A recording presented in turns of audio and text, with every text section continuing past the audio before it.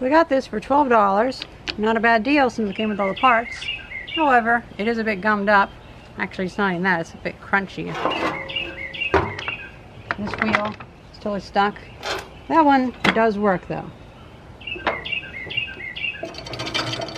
So it's good. This video will not be repainting it or making it pretty at all. This will be opening it up, cleaning it out, filling it with grease and oil or whatever it wants, and then just trying to get it to work.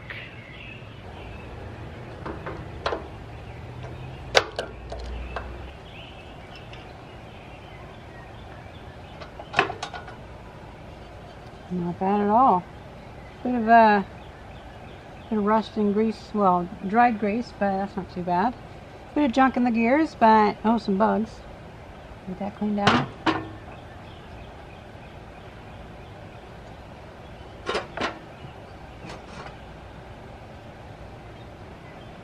Doesn't look too worn. Definitely has some use, but not too bad. And the grease is pretty much non-existent on that, so that's in place. Oh, and before I forget, this is a Simmons keen cutter. So that's pretty cool. It'll go with my keen cut scythe and my 1950s keen cutter lawnmower, so that's kind of cool. Oh, and I would like to say I have very high hopes for this keen cutter because it seems a better design than the G.W. Davis I restored, because after I restored it, the part right here cracked and so the back roller came off. And this one seems a lot thicker. It seems like Keen Cutter knew what they were doing. And yeah, it's pretty good. But this is a wheel that has all the crunchy stuff in it. So let's open that up. Now this is a square nut over here, so this is probably original. The other one was probably replaced.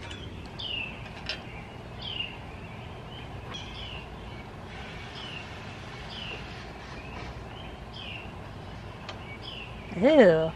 Oh, that's what it is. Bug nests. That is the best case scenario, because I was afraid there'd be like a broken tooth or something, but that's gonna be easy to clean out. Just super easy. Yeah.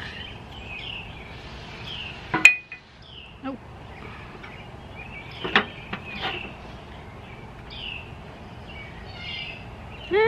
Now that is not good. There's a few chips missing from that, so obviously that's, this side's good, but this side is wearing out. And also look at that, this side's being worn right there.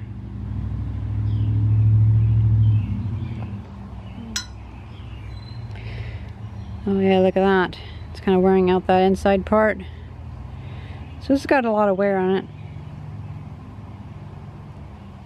Now, one design flaw that I see in this is the fact that the ratchet housing and the ratchet pin, the reciprocating ding alarm with sinusoidal repleneration, whatever it is, the part that goes back and forth, are the same hardness, or so it seems, because this one wears out and then this part is worn out also, so it seems like they're both wearing each other out.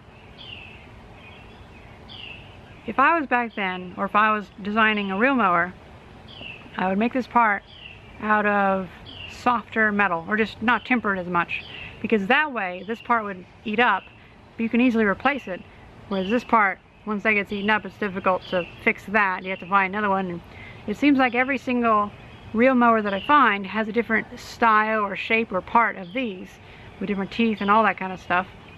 And so it really, I think it's the main weakness for most of these mowers, is the fact that these will strip out. And that's actually, I've had that problem several times, and it's the fact that these strip out and not this. That's the real issue, because if it was just this, I could take a piece of metal and grind it to the right size and it'd be fine. But then we have the other problem that if anything goes wrong that expects maintenance or servicing, the average person won't even bother with it, and they'll be like, oh, it's broken, I don't know what's wrong, I'm just gonna throw it away. When it really, it's just designed to be that way. It's just, he should replace this. So I guess I can understand that they made it less user serviceable, but at the cost of making it not last as long.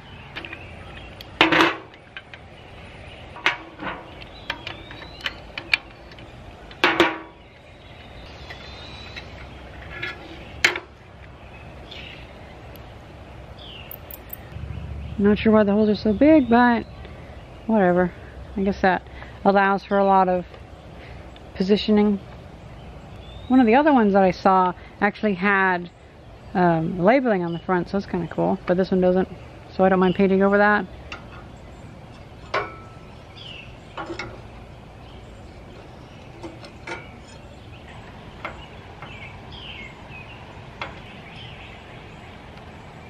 Oh.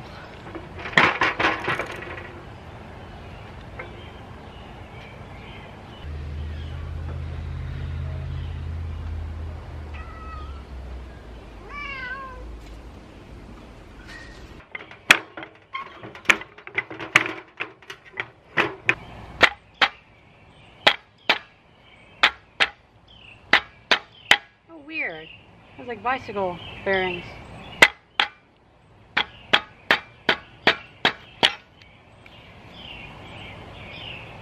It's really good. If I lose any of those, then I can use a bicycle bearing thing.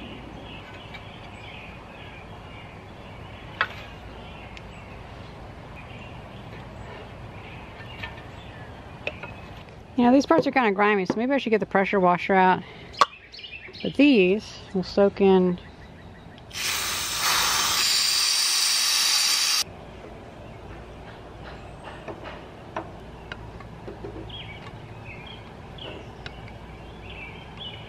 Making sure there's no like washer in there, because on my GW Davis there was a little washer that I didn't see in there.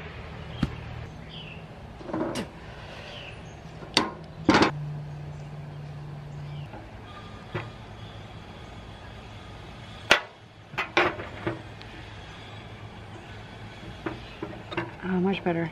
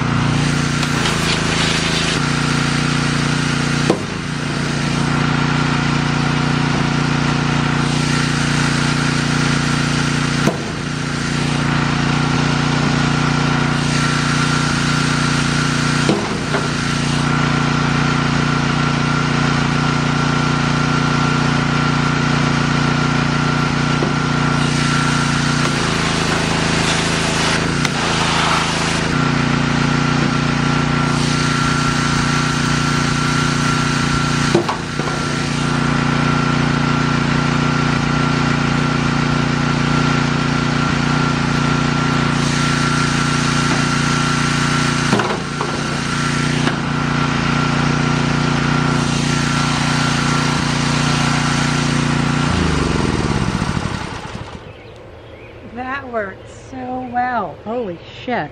It's like a rust remover. Yeah, it looks like some of the rust has attacked this, so it's probably a good idea to clean this up. I do worry a bit about that though.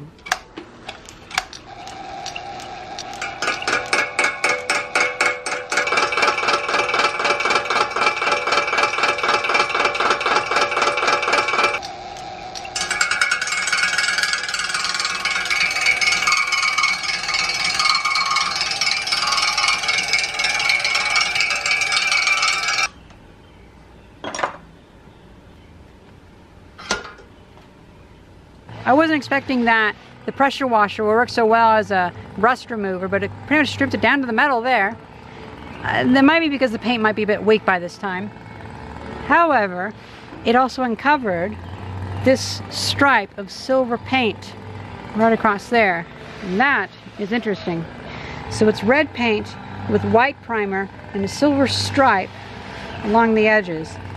I'm going to recreate that whenever I restore it. But that's not today.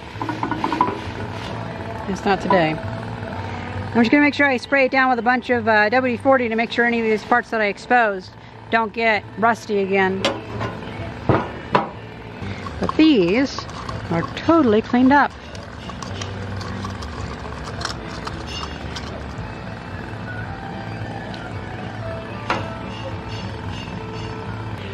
You know, I'm really happy that we have a town blacksmith. Every town should have a town blacksmith.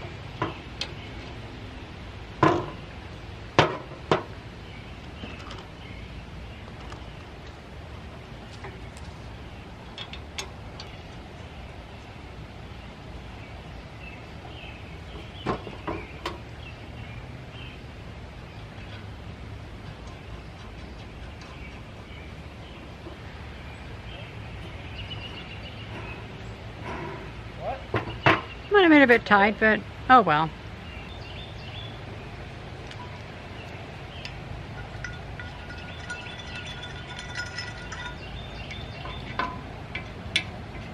Probably enough for now.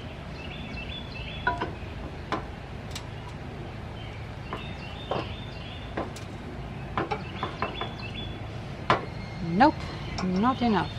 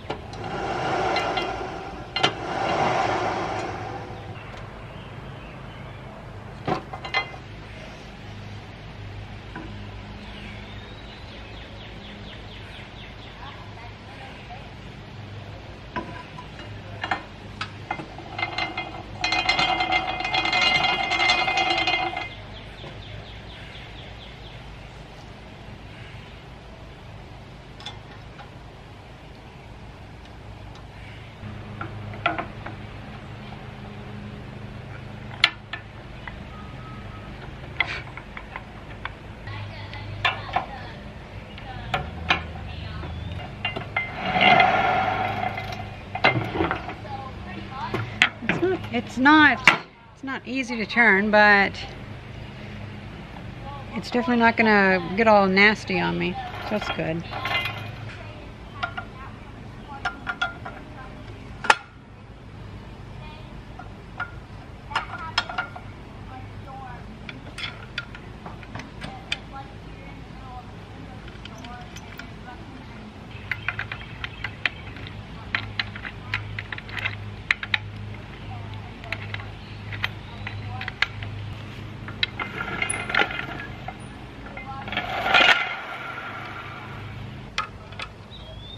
How come you don't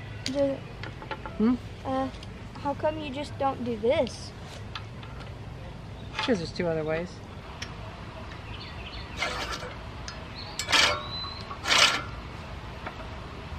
I mean, I might be able to fix it. Fix what? The like adjust the blade. Yeah. That's. I'm just gonna try to get it in the ballpark real quick. You can play with it later if you want. First one I did took me like 45 minutes of this to get all sharpened up. That'll be good enough for now. Want to give that a go?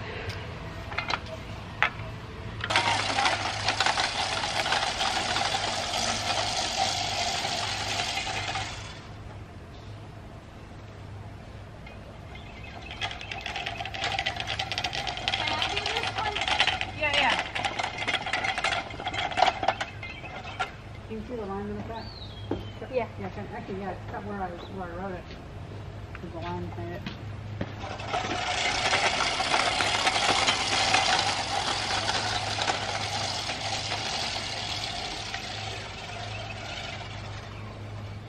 You can try coming back up if you want. Huh? You can try coming back up if you want.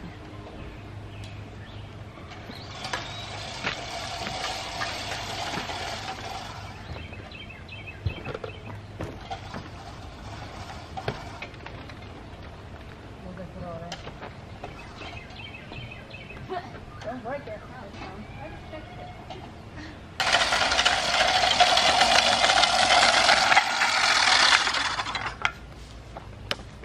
Got it. Nice.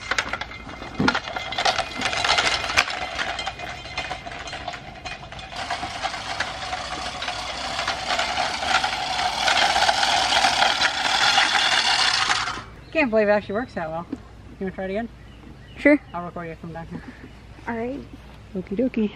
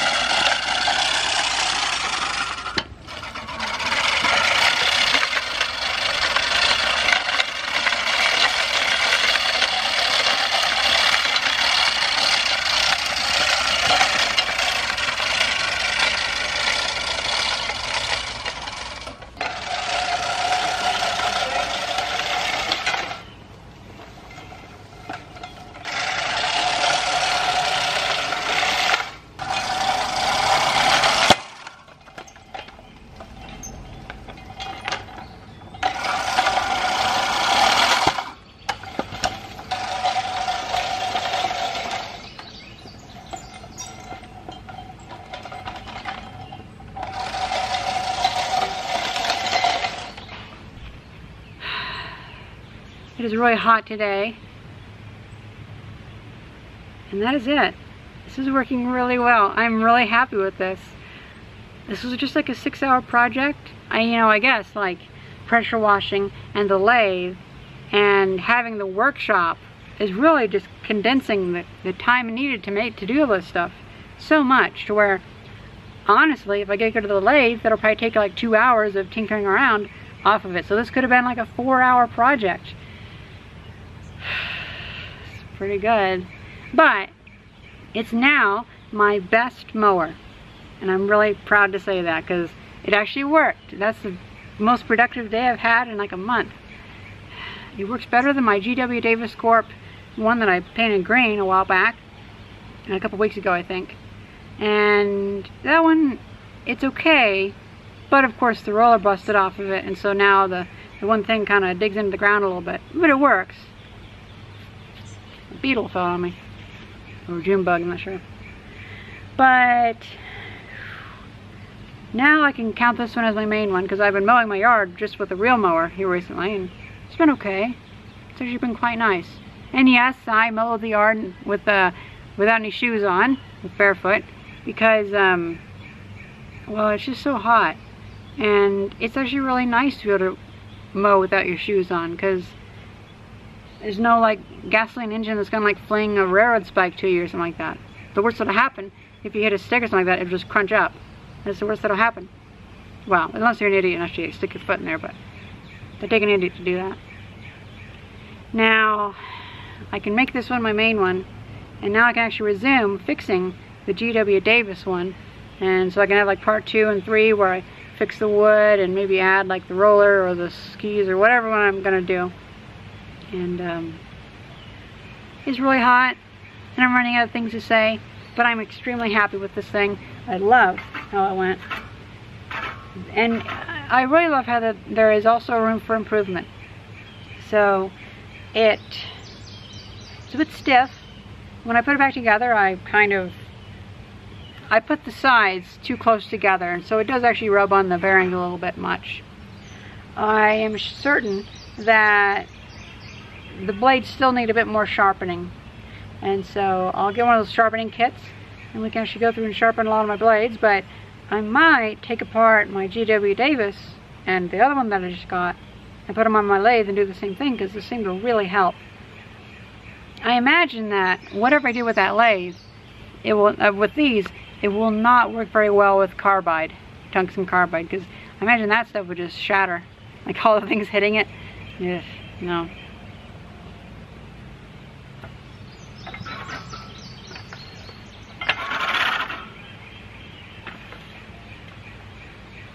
I hope you guys enjoyed this video, and thank you very much for watching.